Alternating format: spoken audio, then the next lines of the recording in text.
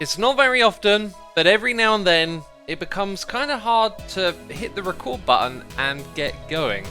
Sounds a little strange for someone who's recording videos pretty much every day, but it's just been about 4 days of really hot weather here in the UK. I've been at my standing desk sweltering every day, doing other things, and I haven't actually come to record Hermitcraft yet. And now that I am, it feels really strange to get started again, but here we are in the concrete factory, and I've just been doing some errands, running around collecting diamonds. We got 50 from the concrete factory and 7 from my personal shops. So I'm going to drop these diamonds in here for Corrales, who has recently collected the rest of his. And yeah, we've got a few more shops to check, because around the corner here, there is also the TBE, the block exchange. And look at that, a whole diamond block for selling a netherite block. Not an actual one, a mini block. The utility heads are selling. Look at this, we've sold quite a few of them. Right, I will need to restock later on, that's for sure. Sold a couple of mob heads, not bad. The colour ones don't seem to be so popular. And we've sold some material blocks. Now it's all about this one, the bounties, okay? Oh, nothing yet. Nothing yet, and I haven't seen another wandering trader since we last interacted with those on camera. Anyway, you might notice something feels just a little bit different about this place, right?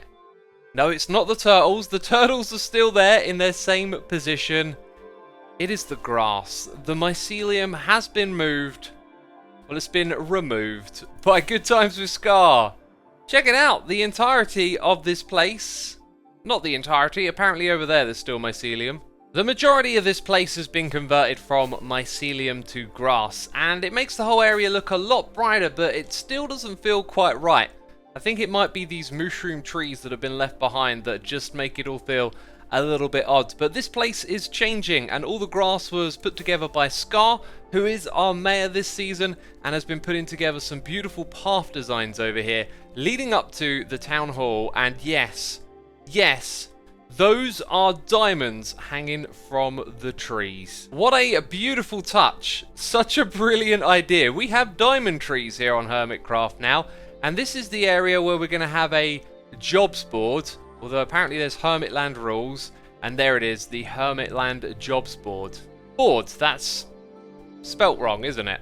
So we want to be a good citizen and get involved in the renovation of the commercial district, or possibly Hermitland, as Scar is calling it. But for now, with no jobs on the board, there is not much that we can do. So anyway, I've got some stocking up to do of the colour shop, and I also have some more interesting plans for this episode. What a transition. So we're back over in this area now, and obviously I've got to use the concrete blast chamber over here to make all of that concrete. However, you'll notice there is a gap on the side here, and it's not a particularly pretty little walk down over to this spot, where we're going to add some water streams to get up and down from this space below where all the water streams collect the items. So down here, what I would like to do is build up a storage system for all the different colours of concrete that come from this factory. And the first bit here is ready. We're going to be using water streams on packed ice to move the items that fall from the bottom here around really quickly, and we're going to line them up against the honey blocks over here so they can be picked up by these item filters. This is pretty much what we did over at our gold farm, so I've just kind of rebuilt that design, and as you can see, we've got a lot of storage. There's a block of 8 here and a block of 8 there, and that's for all 16 colours. My next problem is the way that we get up and down has to actually go through the water basin here due to the size of the building. So as you can see, we're going to have issues over here. I could actually just run the ice directly underneath it and have a space like that, which is a very easy solution, right? It doesn't have to go just to one hole. Well, I think I might leave it like that then. And just to make sure there are no dead spots or bits where the water can get caught, just added a few extra blocks there. That is now all in place. However, we're never going to see it because I've dug out the area down below, and the room is going to be at this height here, and our ceiling is going to cover up the packed ice. Let's now go ahead and check it out. We're going to need a sign here to tell me to go to the right. That's the way down. Although it's pretty obvious, you just got to look at the water stream. And then look at this, we've got a beautiful, colourful, very clean and plain room full of beautiful smooth quartz. It is rather delightful in here. I've also been hearing a ton of crazy noises out here. I think we were visited by a wandering trader. Also, check out what happens when I shoot this guy. Glowing. Yeah, I've upgraded my arrows to glowing arrows. Look at this. Just makes it a little bit more fun. So before we give our sorting system here a test run, it is actually my neighbour Efo, whose episode I was recently watching, that had a solution in it for a problem we have. And that is in regards to filling this thing up with concrete powder ready to turn it into concrete. We just got these chests up the top here, but due to the way they split between the hoppers, we have to manually fill all of this stuff up each and every time we use it. So what we want to do is be able to put all of our concrete into one chest. And it was in Efo's episode that he showed a way to do this. So we're going to replace the chests with individual containers. And then we're going to create a 4x4 grid of hoppers. Or sorry, 4 in a 2x2. So right here in the middle, this spot, we want to put a hopper minecart on it. And then a chest above this. And this will actually split up all of the items into these 4 different hoppers. Now, I don't think you can fully surround this thing with an item to lock it into the middle, but if we do that, we get most of the way there. Oh, no, don't come out. Stay in there. Stay in there. There we go. And then we put a chest up the top. So any items that go into here will get sucked out really fast by this thing and then split up evenly among those hoppers. Now, I don't have concrete powder to hand, but let's just chuck in some concrete like this. Gets whizzed out, and then I think you'll find it's evenly splitting them up. Here we go, 16, 16, 16, 16. They have been evenly split up, and this will just save me so much time if I just put the items in the chest at the top. And so I head over to the storage area to craft over 200 stacks of concrete powder. Remember, we are stocking up for the concrete factory. And I discover that we're out of sand. What you see right here is actually the last of it, and it's not enough, so I guess we're going to have to take a trip to the desert. And as you know, the hermits have decimated this place over time, collecting sand, and so I decided to pick this hill and just rip all of the sand off the top of it. Spent about half an hour over here filling up some shulker boxes, and we got what we need. And so with gravel from our bartering system, I was able to craft up all of this. This is just absolutely ridiculous right here. But what's cool about all of this work, of course, is that it enables the other hermits to do some awesome building with all these materials. And so I spent the last hour or so writing for my music blog whilst AFK at this concrete machine. I guess that could be a cheeky plug, you know, head over to Google, search Xisuma music blog and check out all the music that I listen to and write about. But anyway, this thing had been running, and I actually found a little bit of a problem. When the items go alongside the honey block, they don't always actually get picked up, which meant I had to add some hoppers and chests at the end. As you can imagine, that's really quite annoying because it means the whole system we built this episode doesn't work. But then I had this idea that once the items have gone all the way past, that we could simply send them back round into the water streams again. So now you can see the items are whizzing around, going back through to where the honey blocks are, and this means they get to go past the item filter once again. So if I chuck some concrete into the water stream here, it's going to go past the item filter and get picked up. And if I throw a lot all at once, that's going to be too much for the one hopper that we've got there. This is an oversight, just something that I didn't think of. But as it turns out, this thing doesn't actually produce enough concrete to be too much for the hopper to handle. So once it goes all the way around, we simply redispense it over here, and that means the second time it goes around, it's going to get picked up by the hopper. And due to the type of item filter we're using, it can only pick up about 20 at once, which is a bit problematic. So you can see it fills up, and that means other grey concrete will simply go straight past to that point. So thanks to this recycling system, eventually everything ends up where it needs to go. And of course that is down here in our lovely rainbow room, where we've now got lots of concrete to fill these shulker boxes back up and take it over to the shopping area. And so now the concrete store is all stocked to the brim, including the llamas out the front here, and I forgot to check my honey shop and I made a few extra diamonds from that, which we are about to spend straight away because Beef has a new record for sale in his shop. It's a classic, a hip-hop classic from the 90s. Look at that. The Notorious B.I.G.'s Ready to Die. I will happily buy this and put this in my mementos area. 5 diamond blocks. Worth every penny if you ask me. And got to be careful because some of these are actually the old ones. So let's just double check. Yeah, look at that. Wonderful. And before we leave this majestic place, I have to show you something that Zombie Cleo's been doing with the armor stand. You've seen a little bit of that magic in my videos, but I mean, she's armor standing on a whole other level here. This right here, this red mustachioed man, is simply hilarious. Yeah, well done, Cleo. That is just extraordinary. Oh yeah, that is really fantastic. So my friends, we're back in our glorious base area, and before we start today's main project, I wanted to bring you up to date with what I've been calling the mega project over here, our massive base expansion. As you can see, the area down the bottom here has been cleared out, and that's because I now know what I'm going to do with this space down here. We are going to construct an underwater aquatic PvP arena. I will be fully submerging this space down here with water from top to bottom, and then we're going to have an arena where players fight with tridents of all things. And this is going to be great because it means I've got to build a trident farm, and I love making farms in Minecraft. We're also going to need to get our hands on tons of prismarine bricks and coral blocks as well. It's going to be yet another crazy project, but today we're not going to be doing any of that. My friends, there is something that happens every season of Hermitcraft, and it happens in tower form. And that happens to make it fantastic for our base over here.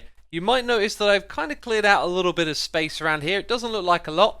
And we're going to build a couple of miniature towers, but they are going to be like a tribute to every single season of Hermitcraft. So my friends, are you ready for some Hermitcraft nostalgia? Because we're going to take a trip back in time for each of the Hermitcraft worlds. This is Season 1 and its communal area, where I decided to build some communal farms for everyone else to use on the server, and that is the beginning of the story we're going to continue today.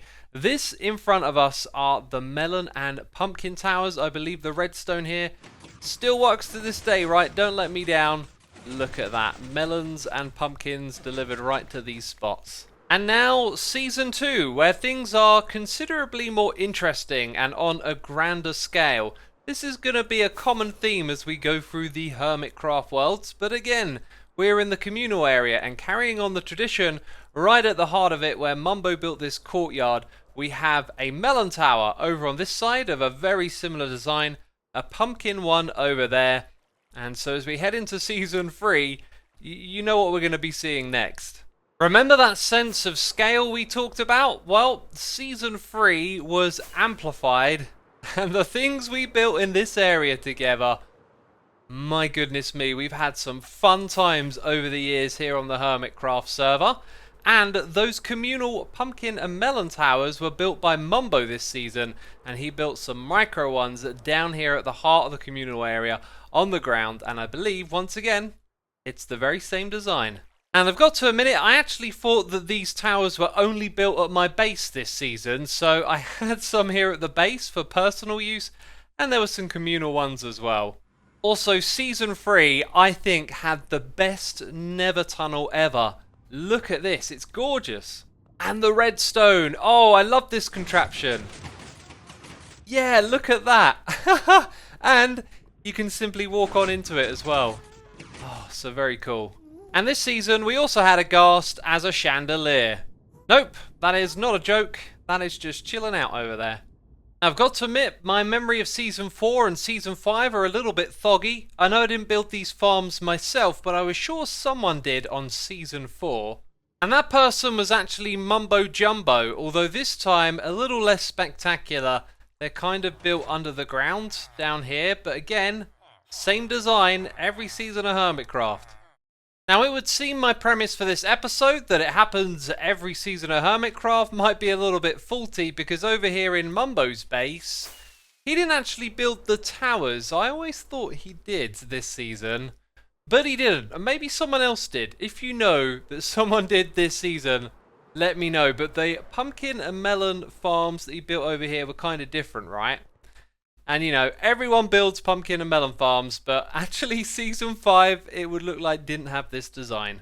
Well, my friends, let's just pretend that Season 5 never happened. We went straight to Season 6, where there was also a pumpkin and melon farm tower thing.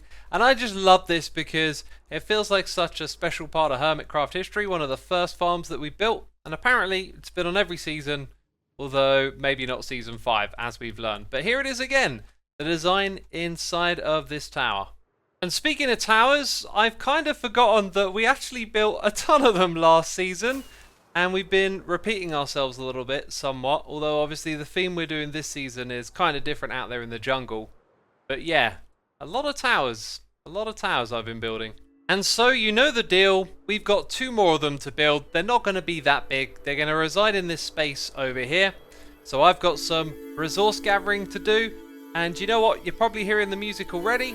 It's time for another time lapse. Here we go.